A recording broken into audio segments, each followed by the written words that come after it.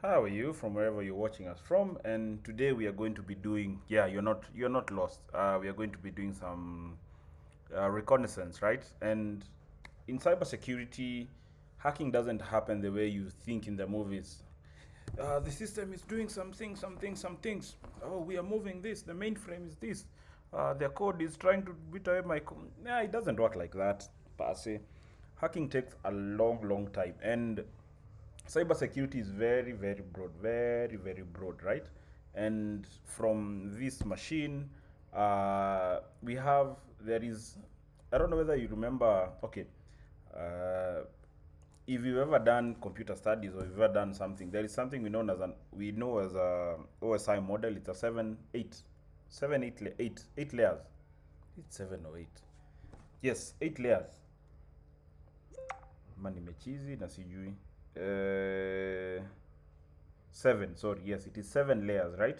So we have the application layer. Let's start from the basics, that the ones that you know: the physical layer, the data link layer, network layer, transport layer, session layer, presentation layer, and application layer.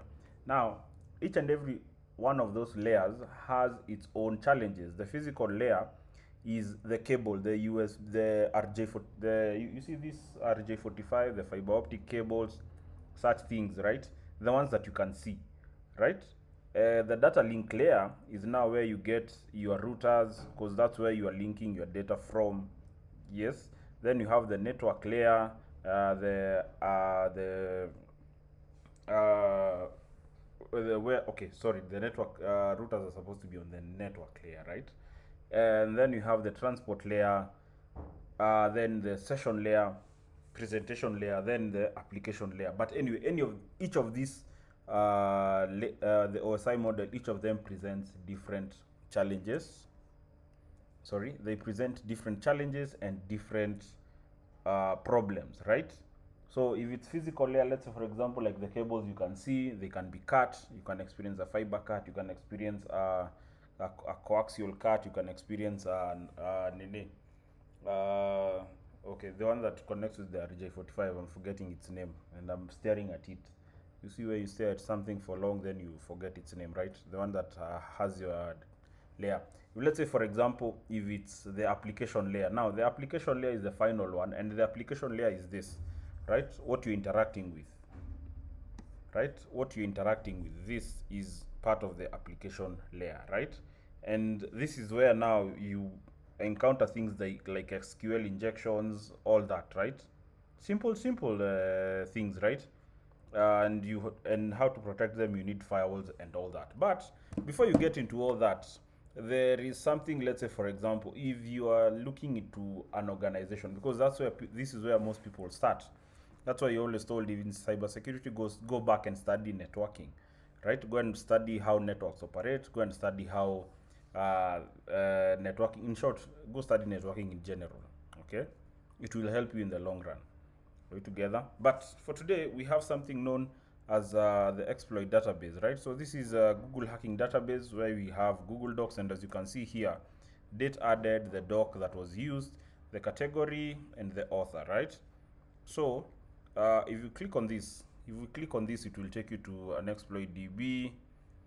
Then you will see the where is this? So this is the command that is used. Sorry, I'm looking at several things here, right? Control C, let's see, Control G.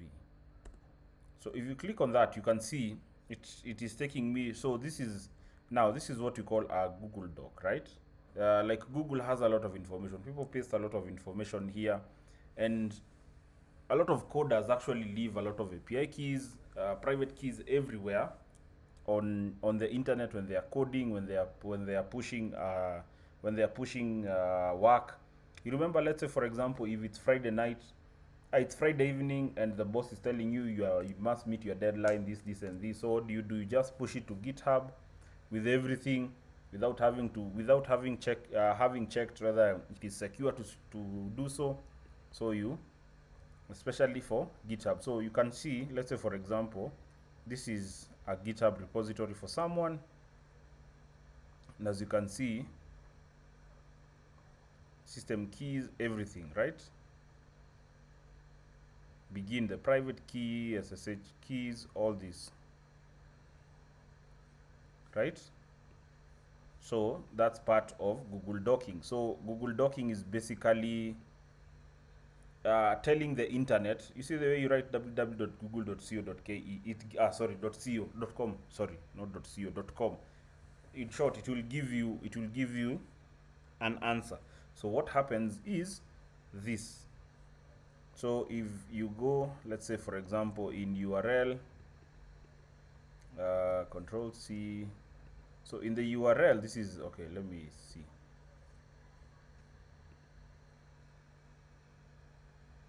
So you're given the location, the Ethernet, the MAC address. Okay, it was taken down, right? And the work of our DNS is to interpret this. Okay, is to move,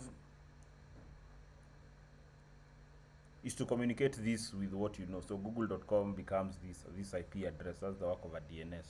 But anyway, I'm trying to show you. So let's say for example in URL. So this is the URL. Let's see whether I can get a URL. So this is a URL, right? And in this URL, you can see it has Google Hacking Database 8450. So that is the number assigned to it, so on and so forth. So you can go to Google and say in site. Let's go to another example here. So you can see here site. In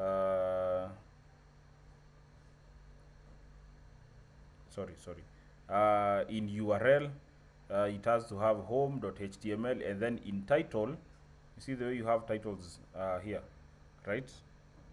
Let's check another one for key, for file keys.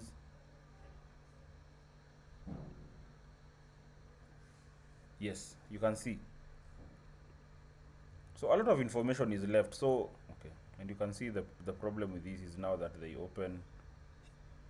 they take you to different.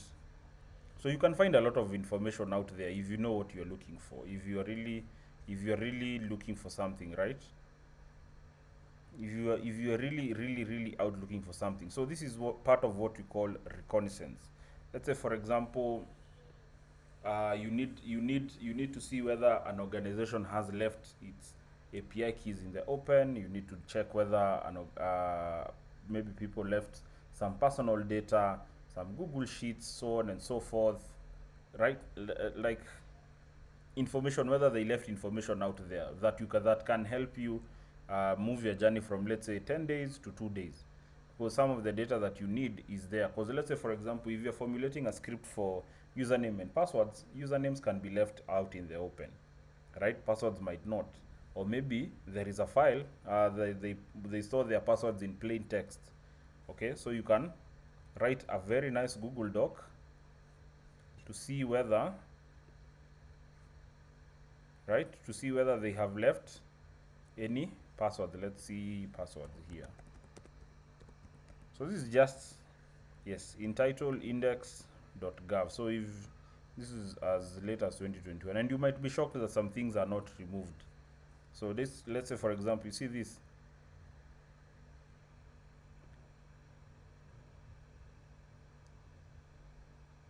And please note, this is for educational purposes only. So you can see some passwords were left in plain text. I don't need to keep this. Yeah, it's blocked anyway. So you can see, like, and most of these passwords are usable by they are being reused. So you can see, you get into the parent directory, you can see all these. So you do a lot of reconnaissance to get what you actually need in the long run. So it is part of cybersecurity. So index passwords .co.ke. I don't know whether it will work. Let's try co.ke. So you can see a lot of passwords left out in the open. I won't open them, but they are there. Okay, they are there. So yeah, that's basically what I'm saying. So anyway, cybersecurity is a very interesting field, and it's not necessarily a bad thing, right? It's not a bad thing. Sometimes you can do it to protect organizations. You tell them, you know what, this is what this is what is happening. Please secure systems this way. Please secure systems this way, and with that, everything becomes so. It's not passwords only. You can look for database. Like, it depends on what you are target. You need to form a target surface or an attack surface. You need to at least have in mind, because you just don't walk in blindly, not knowing what you want. So that's why cybersecurity is wide. Okay, cybersecurity is wide, and it does not only mean, because people protect this, the application layer, then they forget these other sides, right? They forget the transport layer, where they, let's say for example, the transport layer is when I click send here, it goes from my laptop to my router to my gateway, then to the to the gateway DNS, all that. Then it to get to my service provider. Service provider now communicates it to the DNS. Then it gets out. In between that journey that it is taken, somebody can, I can have a man in the middle attack. You can have your session hijacked. Some people don't actually protect that. Some people actually send their things in plain text, so on and so forth, right? So it is very important to actually have security in every bit of this. So that's why cybersecurity is wide. Let's say, for example, even in a session layer. So what we are currently having here, this is a session, right? What we are having right here, this is a session, and I don't mean class. I don't mean class, right? I don't mean what I am doing, what I'm teaching you, or what I'm showing you. Not teaching, by the way. It's not. It's not. This is not, I mean, a session. This is an open session. If I open my thing here, let's say for example, I open weather